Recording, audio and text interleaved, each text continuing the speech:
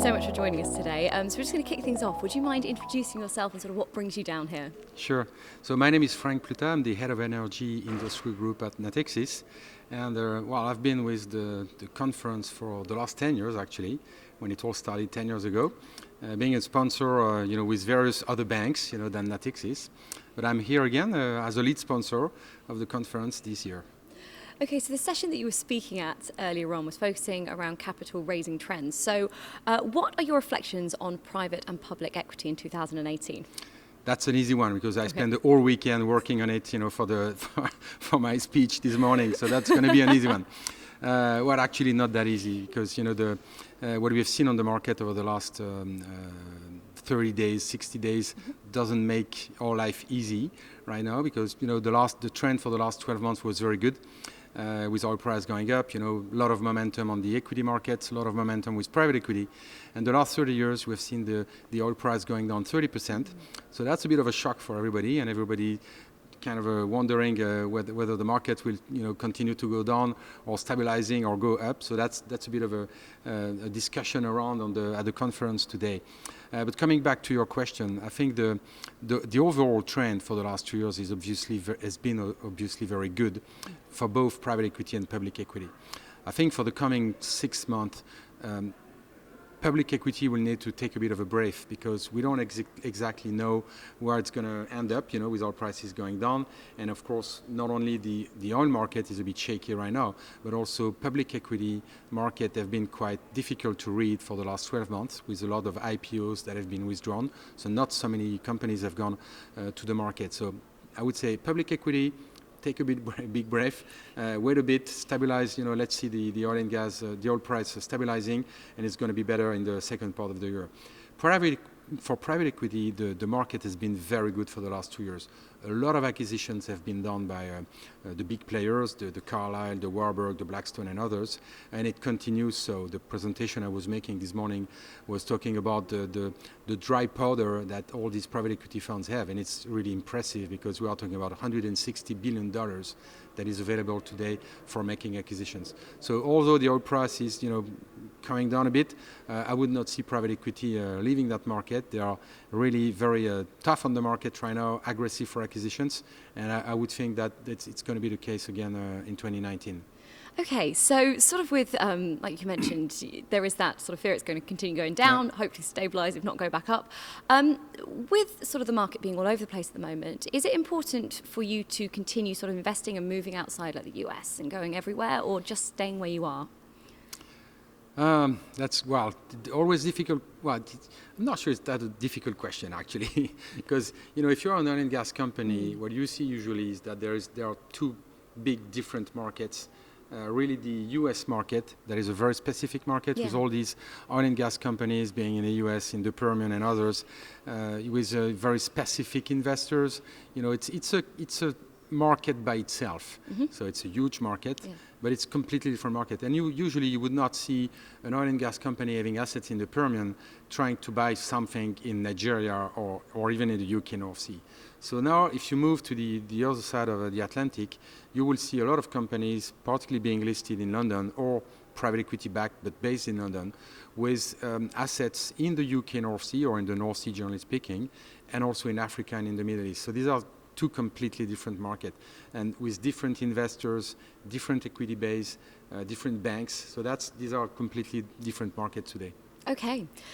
So in your opinion then, what must sort of oil and gas companies demonstrate to secure funding and investments moving forward? As we always say in this business, it's always about the right team with the right project in the right place.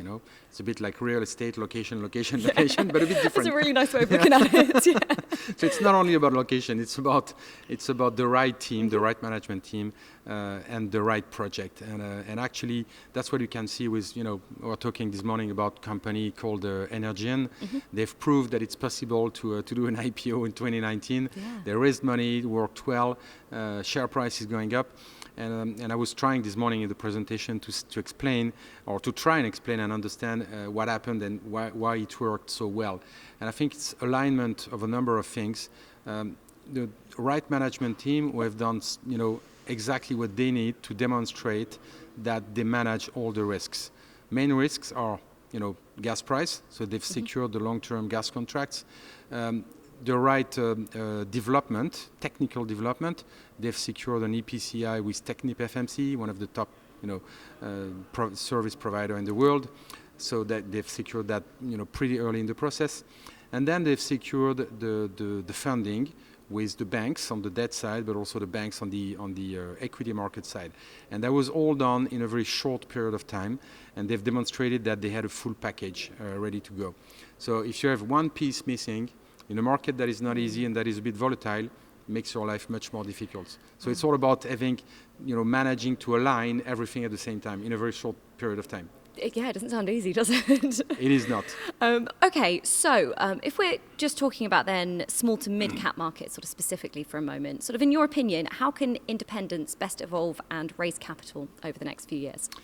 Well, I think it's exactly about what I was explaining or describing for a company like Energean. It's about aligning everything at the same time and making sure that the investors on the equity capital markets, your banks, your service providers, your shareholder will all be happy at the same time. So again, it's not an easy task, but it's important to have all that aligned if you want to make a good transaction. Okay, so sort of coming back to you, what's next? What's going on in 2019? For Natixis? Yes. Yeah. Well, it's a big year for us. The bank has decided 2 years ago or 18 months ago has decided to put energy and natural resources at the center of the strategy of the bank. Oh, so great. basically the bank decided 18 months ago to have 4 sectors only where they will really focus investment and development. So this is real estate, aviation, infrastructure, and energy and natural resources. Yeah. And energy and natural resources is by far the biggest of these 4 sectors. So what that means for Natixis is that we are going to grow a platform for investment banking and also for commercial banking to serve all our clients in oil and gas on a global basis. So we're investing in people particularly, hiring people. So I joined the bank 6 months ago only. We are hiring M&A people right now on the debt capital market, on equity capital markets as well, to make sure we have the best setup possible to serve our clients. So that's what we are doing right now, and that's a very exciting challenge. Yeah, that does sound really exciting, especially looking forward.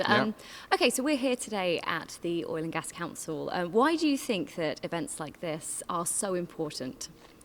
Well, it's well, as I said just earlier, I've been with this conference for 10 years in other banks. If you look at the list of the sponsors, there are a couple of them where I was the one initiating the sponsorship. Really?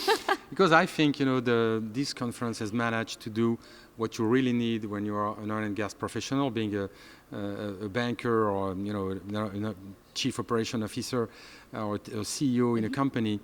You need a place where for 2 days you can meet a lot of people at the same time. And you can talk easily in a nice environment, and you know that you're going to find the people you want to meet, and you don't have to travel like crazy to find all of them. You spend 2 days in London, you meet all these guys, you have the fantastic dinner at the end of it. So that's a great place to do business. Wonderful. Thank you so much for joining us. Okay, Thank you. Thank you.